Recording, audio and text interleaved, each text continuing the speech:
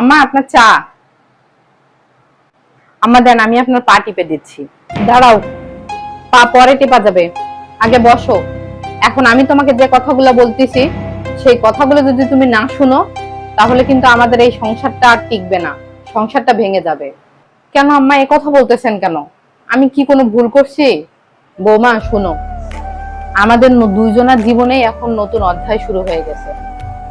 আমি এক সময় এই বাড়ির বউ ছিলাম, কিন্তু আজকে আমি তোমার শাশুড়ি। তুমি অন্য কারো মেয়ে ছিলা, আর এখন তুমি এই বাড়ির বউ। আমাদের নতুন নতুন সংসার, নতুন নতুন সবকিছু।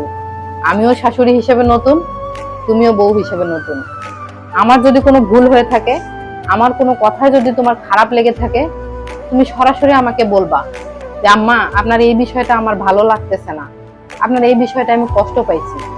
তোমার যদি কোনো কিছু খারাপ লাগে, আমি তোমাকে সরাসরি বলবো যে বৌমা এটা তুমি ঠিক করতেছো না, এটা এইভাবে করো।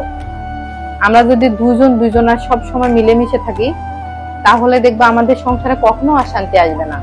তার মানে এই না বৌমা যে তোমার সাথে যদি অন্যায় হয় তুমি চুপচাপ মুখ বুজে সহ্য করবা। তুমি অবশ্যই প্রতিবাদ করবা, কিন্তু সেটা ভদ্রতা বজায় রেখে। তুমি আমার কথাগুলো একটু মনোযোগ দিয়ে শুনো, আমার কথা মতো একটু চলার চেষ্টা করো, দেখবা যে আমাদের সংসারে কখনো অশান্তি আসবে না, আমরা একসাথে ভালো থাকবো। হ্যাঁ আম্মা, আমি আপনার সব কথা বুঝতে পারছি, আমি আপনার সব কথা মতোই চলবো। কিন্তু আম্মা এর পরেও যদি আমি কোনো ভুল করি তাহলে আপনি কি করবেন? তুমি ভুল করলে আমি তোমাকে শাসন করব, কিন্তু সেটা সবার সামনে না। আমি তোমাকেই শুধুমাত্র বুঝাবো কিভাবে এই ভুলটা থেকে তুমি বের হয়ে আসতে পারবা বৌমা। সবার সামনে অপমান করে আমি তোমাকে শাসন করব না। আচ্ছা আমি ভুল করলে তুমি কি করবা বলো তো শুনি?